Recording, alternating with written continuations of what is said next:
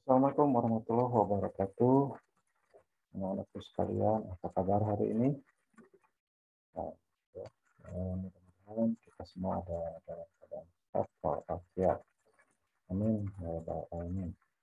Nah, untuk pembelajaran kali ini, anak-anakku sekalian, yaitu rangkuman tematik kelas 6, materi tema 1, subtema 1.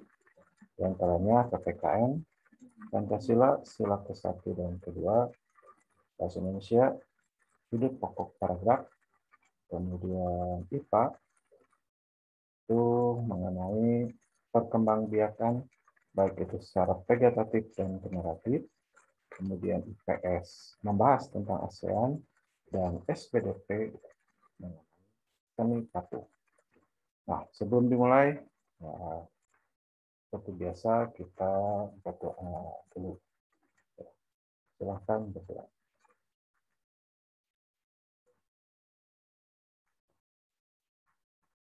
Nah, untuk Pancasila yang akan kita bahas itu tentang nilai-nilai yang terkandung dalam sila ketuhanan yang Maha Esa, yaitu satu, takwa terhadap Tuhan yang Maha Esa. Dua, toleransi dan penghormatan kepada agama atau kepercayaan lain. Yang ketiga, kerukunan antar umat beragama. Kemudian nilai Pancasila yang kedua yaitu kemanusiaan yang adil dan beradab. Di antaranya persamaan derajat, menghargai hak asasi manusia. Yang ketiga, solidaritas antar sesama manusia. Dan yang keempat, perdamaian. Kemudian, nilai-nilai Pancasila. Perilaku yang sesuai dengan sila pertama.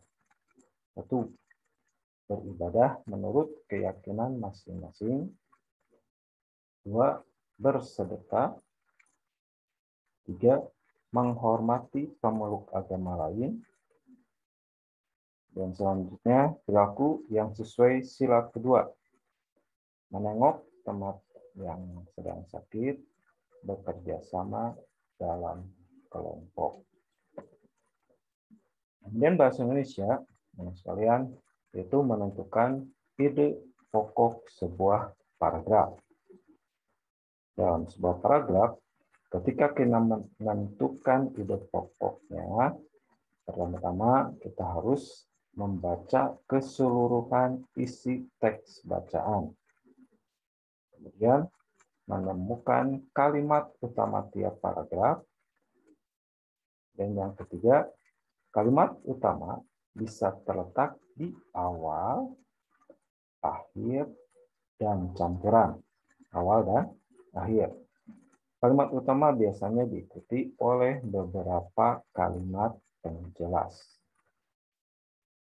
Dan yang keempat, menentukan inti bahasan dari kalimat utama tersebut yang dijadikan gagasan pokok atau ide pokok. Nah, kita akan lihat contoh dalam menentukan ide pokok sebuah paragraf. Di sini ada sebuah paragraf. Kita baca bersama-sama ya. Jagung merupakan salah satu tanaman yang dijadikan bahan makanan pokok di berbagai daerah, juga di Indonesia. Contohnya, penduduk Pulau Madura menjadikan jagung sebagai makanan pokoknya. Jagung merupakan salah satu tanaman penghasil karbohidrat yang sangat diperlukan oleh tubuh. Nah, dilihat dari paragraf ini, maka dapat diambil kesimpulan sebuah ide pokok, yaitu jagung merupakan salah satu makanan pokok masyarakat Indonesia. Ini kalimat ide pokoknya berada di awal. Ini ya. Itu menentukan ide pokok sebuah paragraf.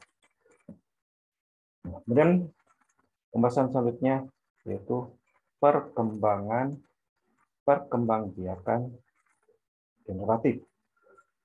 Nah, apa itu perkembangan generatif? Perkembangbiakan generatif yaitu mulai proses perkawinan, ya, nah, yaitu terjadinya melalui proses penyerbukan dan pembuahan. Perkembangbiakan generatif pada tumbuhan diawali dengan penyerbukan, yaitu melekatnya atau jatuhnya serbuk sari ke kepala putih. Nah, di dalam ruang bakal biji terjadi pembuahan. Nanti akan bahas selanjutnya. Nah, yaitu peleburan serbuk sari dengan kepala putih. Nah, dari sini serbuk sari menempel ke putih. Hasil dari pembuahan adalah zigot. Zigot berkembang biak menjadi lembaga. Lembaga berkembang biak menjadi bakal biji. Bakal biji berkembang biak menjadi biji dan bakal buah. Nah, contoh tumbuhan yang berkembang biak secara generatif. Di antaranya ada salak, kacang tanah, bunga sepatu, jagung, kelapa, masih banyak ya, buah mangga, kemudian durian dan lain sebagainya. Nah, adapun manfaat perkembangbiakan generatif pada tumbuhan.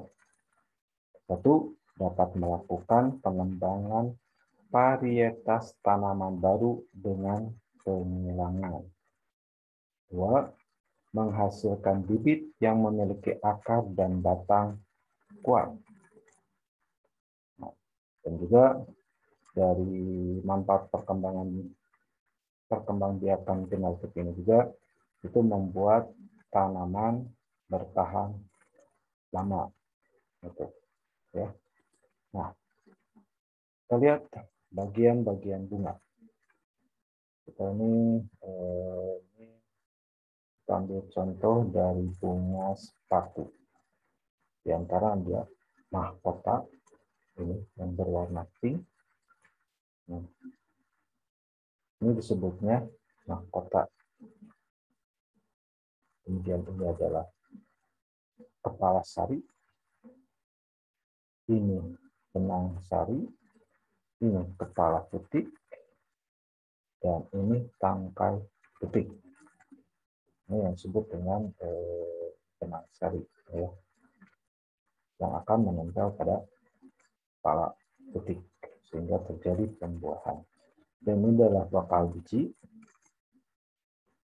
Ini setelah proses penyerbukan, maka ini menjadi bakal biji atau tadi zigot. Kemudian ini ada kelopak, ini ada dasar bunga, tangkai bunga. Tuh. Adapun perkembangbiakan vegetatif adalah cara berkembang biak suatu makhluk hidup yang terjadi tanpa melalui perkawinan.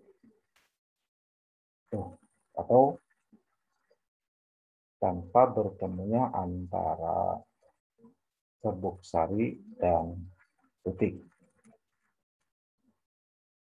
Makhluk hidup baru tumbuh berasal dari induknya.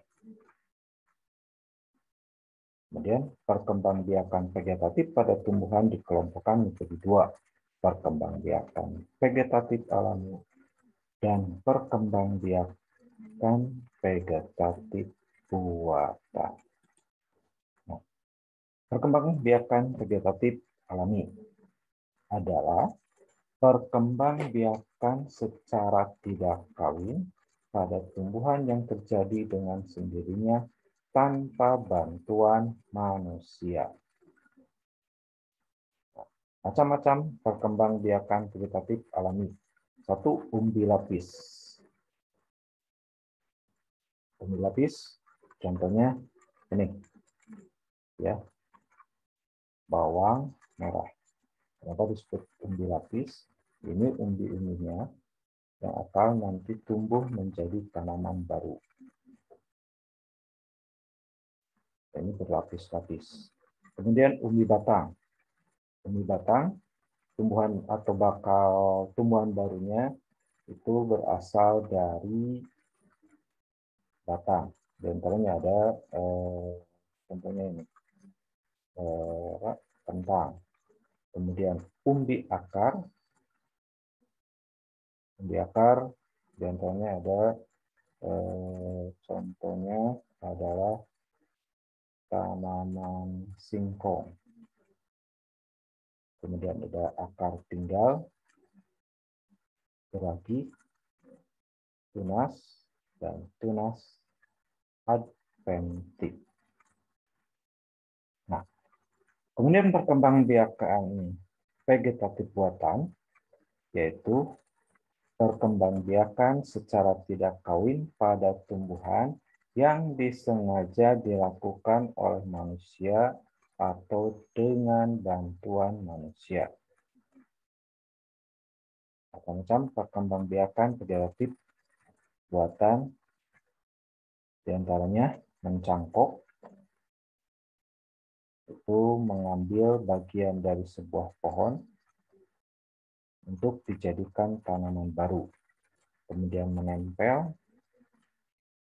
menyambung atau mengenten, stek, dan merunduk. Nah, manfaat tumbuhan bagi makhluk hidup. Tumbuhan itu sangat berguna sekali bagi kehidupan makhluk lainnya, baik manusia ataupun hewan. Satu diantaranya sebagai penghasil oksigen, dan menyerap karbon dioksida. Kemudian, kedua, penghasil sumber makanan. Tiga, penghasil serat untuk pakaian. Kemudian 4, sebagai obat-obatan. 5, mencegah tanah longsor dan erosi. Kemudian 6, tempat tinggal hewan. Dan 7, sebagai bahan bakar. Dan untuk selanjutnya, kita akan bahas tentang 10 negara ASEAN. Nah, 10 negara ASEAN ini Association Southeast Asian Nation atau persemakmuran negara-negara Asia Tenggara. Di antaranya ada Indonesia, Myanmar, Thailand, Kamboja, Singapura, Laos, Vietnam, Malaysia, Filipina, dan Brunei Darussalam. Dan yang kemarin masuk contohnya ada Timor Leste. Adapun latar belakang berdirinya ASEAN. 1. Letak geografis dan kemiripan budaya. Di sini kita lihat letaknya sangat berdekatan. Itu di antara negara-negara ASEAN. Sehingga tentu saja dengan kedekatan ini ada juga kemiripan budayanya. Kemudian 2. Kepentingan yang sama dalam memajukan pertumbuhan ekonomi, sosial budaya, serta menjaga keamanan kawasan. Ini sangat penting sekali ya.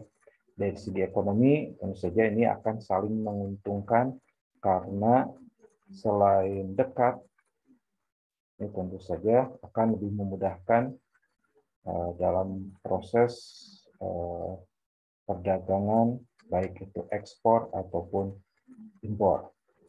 Kemudian kerjasama di sosial budaya, baik itu pertukaran kebudayaan, kesenian, dan lain sebagainya, serta menjaga keamanan kawasan. Nih, ya, karena saling berdekatan, ini bisa saling kerjasama dari segi keamanan. Tuh. Nah, kemudian berdirinya ASEAN. Ada 5 negara dan utusannya yang menjadi pencetus negara berdirinya negara atau berdirinya ASEAN pada tanggal 8 Agustus 1967 atas dasar Deklarasi Bangkok yang dihadiri oleh satu ada Malik dari Indonesia, dan yang kedua ada Tun Abdul Rojak dari Malaysia, dan yang ketiga Tanat Koman dari Thailand, kemudian ada S. Raja Ratnam Singapura, kemudian dan yang kelima ada Narciso Ramos Filipina. Adapun negara-negara lain yang ikut bergabung, diantaranya ada Brunei Darussalam bergabung pada tahun 1984, Vietnam bergabung tahun 1995, kemudian Laos dan Myanmar bergabung tahun 1997, dan Kamboja bergabung tahun 1999. Ini salah satu profil riwayat Adam Malik, utusan dari Indonesia. Kemudian kehidupan sosial budaya masyarakat ASEAN. Contohnya ada Indonesia. Indonesia merupakan negara terbesar di ASEAN, tentu saja yang memiliki banyak pulau. Negara kepulauan terbesar. Kemudian mata pencaharian terbesar masyarakatnya adalah bidang pertanian, perdagangan, dan perindustrian. Dan mayoritas penduduknya memeluk agama Islam. Dan yang kedua, Brunei Darussalam. Ini salah satu negara yang berbatasan langsung dengan Indonesia. Ini banyak dipengaruhi oleh ajaran Islam. Mayoritas penduduknya adalah orang Melayu. Dan tiga, Malaysia. Tiga, kaum utama di Malaysia adalah Melayu, Cina, dan India. Musik tradisionalnya banyak dipengaruhi oleh budaya Cina, Islam, India, dan Indonesia. Dan yang keempat, Filipina. Budaya Filipina merupakan hasil perpaduan antara budaya Barat dan Timur. Kehidupan budayanya dipengaruhi oleh budaya Melayu, Cina, dan semuanya. Dan yang kelima, Thailand adalah satu-satunya negara di ASEAN yang tidak pernah dijajah oleh bangsa Eropa. Ya. Nah, kemudian ada Kamboja. Banyak candi di Kamboja terbuat dari batu. Dewa-dewa dari agama Hindu dan Buddha terukir pada tembok. Dua, Myanmar sering disebut sebagai negara 1000 pagoda. Hal ini disebabkan karena sangat mudah menemukan kuil-kuil suci Buddha. Yang tiga, Vietnam terkenal dengan baju khasnya yang disebut Ao Dai. Topi caping pun banyak ditemui di sana. Kemudian Laos. Nama Laos berhubungan dengan fenomena yaitu Ai Lao. Mayoritas penduduknya memeluk agama Buddha. 5. Singapura memiliki lambang negara yaitu Merlion. Penduduk Singapura berasal dari Cina, Melayu, India, dan Eropa. Nah, itu ya singkat secara singkat ASEAN. Kemudian untuk SBDP yaitu seni patung. Seni patung adalah karya 3 dimensi yang meniru bentuk sesuatu dan dikombinasikan dengan unsur keindahan. Nah, dari kesan itu kan ada dua, ada yang 3 dimensi, ada yang 2 dimensi. Kenapa disebut 3 dimensi? Ini karena memiliki panjang, lebar, dan tinggi. Sedangkan 2 dimensi tentu saja hanya yaitu mempunyai panjang dan lebar saja. Tuh. Nah, bahan membuat patung. Satu, bahan lunak. Nah, bahan lunak yang memiliki massa atau volume dapat digunakan untuk membuat patung seperti tanah liat, lilin, clay, hingga ke bahan khas atau alternatif seperti sabun dan sebagainya. Kemudian dua, bahan sedang, yaitu bahan yang tidak lunak dan tidak keras. Misalnya kayu randu, kayu mahoni, kayu waru, dan kayu yang tidak terlalu keras lainnya. Dan tiga, bahan keras, yaitu bahan keras dapat berupa batu atau kayu yang lebih keras. Contohnya adalah batu marmer atau pualam, batu granit, batu andesit, kayu jati, kayu ulin, dan kayu sanakeling. Ini adalah kayu-kayu yang terkenal dengan kekerasannya, sehingga sering dijadikan sebagai bahan bangunan atap rumah. Tuh, ya. Nah, proses pembuatan patung Nusantara dari tanah liat, di antaranya pembuatan patung tanah liat dapat dilakukan dengan teknik cetak, tekan, maupun ukir. Dan yang kedua, untuk teknik cetak, tekan, dan ukir, sebaiknya menggunakan tanah liat plastis. Tuh, ya. Nah, mungkin itu penjelasan singkat atau rangkuman tema 1, subtema 1. Mudah-mudahan penjelasan atau rangkuman yang singkat ini bisa membantu kalian untuk menambah wawasan. Sekian dari Bapak. Assalamualaikum warahmatullahi wabarakatuh.